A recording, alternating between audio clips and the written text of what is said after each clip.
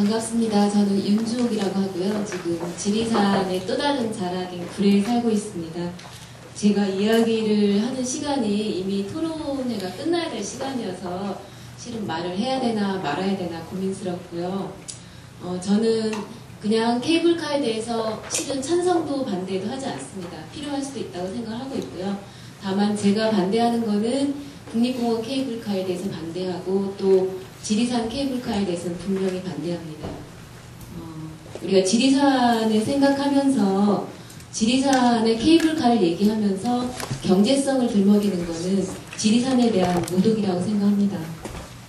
지리산이 현재 살고 있는 우리만이 아니라 그 2000년 동안 이 지리산 자락에 살고 있던 사람들, 또 지리산 자락에 살고 있지 않지만은 지리산을 바라보면서 살았던 많은 사람들에게 얼마나 많은 감흥과 그리고 감동을 주었는지를 아시는 분이라고 하면은 경제성을 이야기하면서 케이블카를 저는 절대로 들먹일 수 없다고 생각합니다. 저는 지리산은 우리에게 그런 산이라고 생각하고 있고요.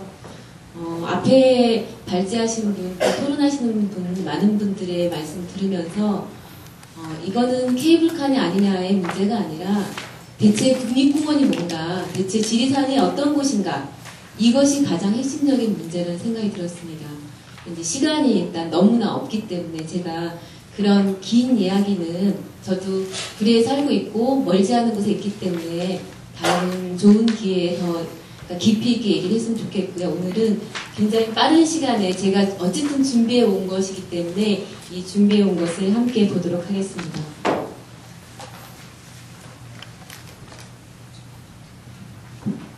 저는 지리산이 이런 곳이라고 생각합니다. 이거는 제 생각이 아니라 객관적으로 이런 곳입니다. 지리산은 백두대간의 시작점이면서 우리나라 1호 국립공원입니다. 그리고 우리 모두 민족의 영산이라고 부르고 있습니다. 또 우리 전 세대의 많은 사람들이 이곳에서 살았죠. 목숨을 부지하기 위해서 지리산에 들어왔습니다. 사람만이 아니라 수많은 야생동식물도 살기 위해서 지리산으로 들어왔습니다. 그래서 생명과 평화의 공동체의 가치가 남아있는 곳이 바로 지리산입니다. 지리산을 이야기할 때 절대로 빼놓을 수 없는 것은 바로 이곳이 보호구역이라는 것입니다. 다른 선진국에 비해서 우리나라의 보호구역 총 면적은 굉장히 작습니다. 그 가운데 지리산은 국립공원, 자연공원에 속해 있습니다. 자연공원이 가장 우리나라 보호지역 중에서 넓다라고 하지만은 그 보호지역을 지켜내는 환경부의 정책이라든가 또 지역사회가 자연공원에 대해서 기대하는 바는 많이 다르기 때문에 실제 제대로 지켜지고 있는지에 대해서는 다시 평가해야 된다고 생각합니다.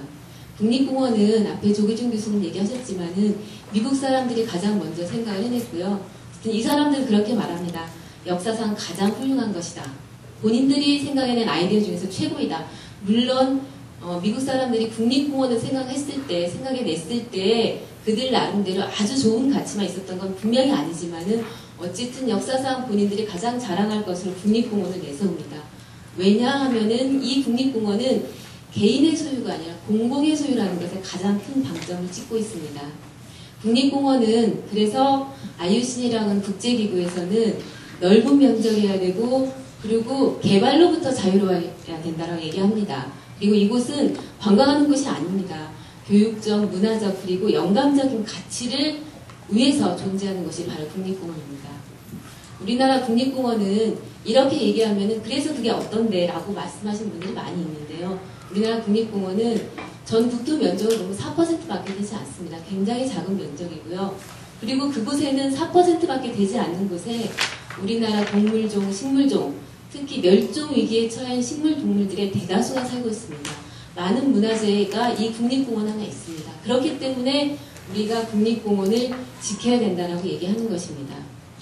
국립공원의 경제적 가치는 2007년도에 국립공원 관리공단에서 조사한 바에 의하면은 전체적으로는 말할 수 없는 많은 가치가 있고요. 그리고 이것을 따져보면은 우리 1인당, 국민 1인당 135만 원의 재산 가치를 이미 보유하고 있다고 할 수 있습니다. 어린아이도 국립공원 때문에 145만 원을 가진 부자이고요. 그리고 어르신도 135만 원을 가진 부자입니다. 지리산 국립공원은 연간의 총 가치는 2,502억 원이나 된다고 합니다. 이 어마어마한 가치를 놓고 어떻게 1년에 몇 억을 버는 걸 가지고 그곳에 케이블카를 올리겠다라고 얘기를 하는지 우리가 경제적으로 봐도 이것은 비교할 수 없는 것이라고 생각합니다. 그렇지만은 국립공원은 공원이란 말이 붙은 그 순간부터 보존과 이용을 함께 하는 곳으로 얘기되고 있습니다. 지리산 국립공원의 경우는 입장료가 폐지된 전과 후가 크게 달라지지 않고는 있긴 하지만은 우리의 생각과는 다르게 지리산 둘레길이 만들어진 이후에도 여전히 조금씩 정상으로 향하는 사람이 늘어나고 있습니다.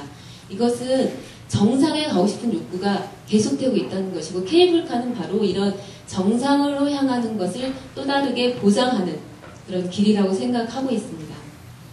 지리산 국립공원은 다들 지리산 잘 살고 계시니까 아시겠지만은 다양한 문화자원도 있고요. 그리고 계곡이나 폭포나 평전이라든가 습지라든가 없는 게 없는 아주 소중한 곳입니다. 그리고 식물도 1,500종 이상이 살고 있습니다. 동물은 3,000종 이상이 살고 있습니다.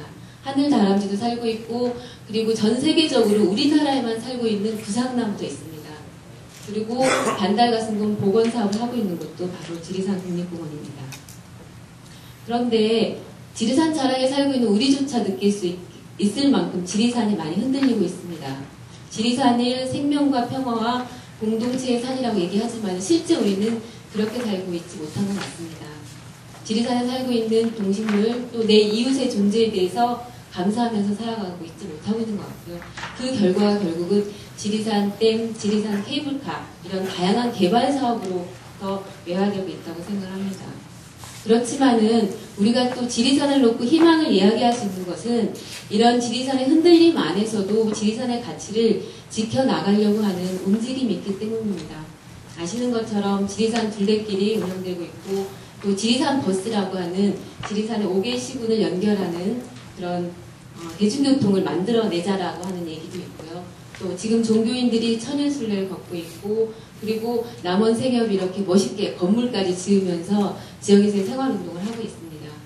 또 구례에서는 작년에 섬진강 두께의 시멘트 포장을 반대하는 4대강 사업에서는 거의 유일하게 반대운동을 성공으로 이끌었고요. 또 지역의 각 지역마다 지리산 학교가 생기면서 내가 가지고 있는 것을 나누고 또 너가 가지고 있는 것을 함께 하려고 하는 움직임이 있기 때문에 우리는 지리산이 여전히 우리의 희망일 수 있다고 생각을 합니다.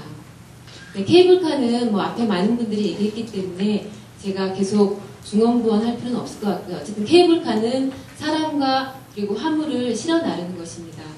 케이블카에 반대하는 것은 바로 국립공원의 이념과 상충하기 때문입니다. 국립공원은 보존을 제1목적으로 하는데 우리나라에서 추진되고 있는 대부분의 케이블카는 관광하기 위해서입니다.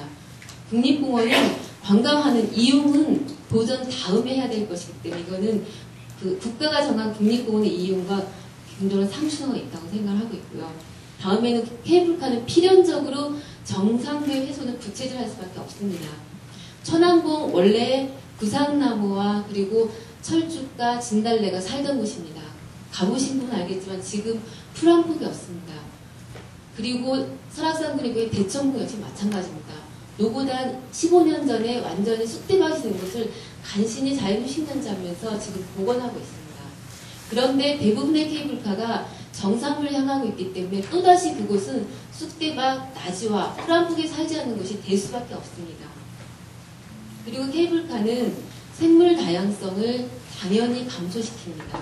지금 보시는 그림 중에 가장 이쪽에 있는 것은 팔공산 도립봉에 있는 케이블카의 모습입니다. 많은 사람들이 케이블카는 산 위, 그러니까 나무 위로 다니기 때문에 아래에 있는 식생에는 아무런 영향이 없다는 말씀 하시지만은 실제로는 법적으로는 아래에 있는 나무와 풀들을 완전히 잘라내는 것을 허용하는 시설입니다. 이 얘기는 아까 남원시청에서 말씀하셨을 때 우리 케이블카는 훨씬 높기 때문에 전혀 문제 없다고 하지만은 나무들은 그냥 있는 게 아니고 쑥쑥 자랍니다. 그 쑥쑥 자라는 나무가 어느 순간 케이블카의 캐빈과 부딪혔을 때 인간은 무엇을 하겠습니까? 케이블카에 철거하겠습니까? 그렇지 않습니다. 인간은 분명히 그 나무의 생장점을 자를 수밖에 없습니다. 이것을 용인하는 시설이 바로 케이블카입니다. 그리고 경우에 따라서는 사람의 안전을 위해서 그 일대에 있는 나무를 모두 베어낼 수도 있습니다. 그러니까 실은 도로 이상의 훼손을 가져오는 것이 케이블카라고 할 수 있습니다. 경관을 훼손하는 것은 말할 필요도 없다고 생각합니다. 제가 살고 있는 집이 노고단이 한눈에 보이는 곳에 살고 있는데요. 저는 아침마다 일어나서 KBS 송전탑을 보면서 저 송전탑이 없을 때 노고단은 얼마나 아름다울까 생각합니다. 그곳에 케이블카를 올리려고 하거든요. 반야봉 아래 중봉에 구상나무가 살고 있습니다. 우리나라에밖에 살고 있지 않은 구상나무, 그 군락지를 베어내야만 상부정류장에 들어설 수 있습니다.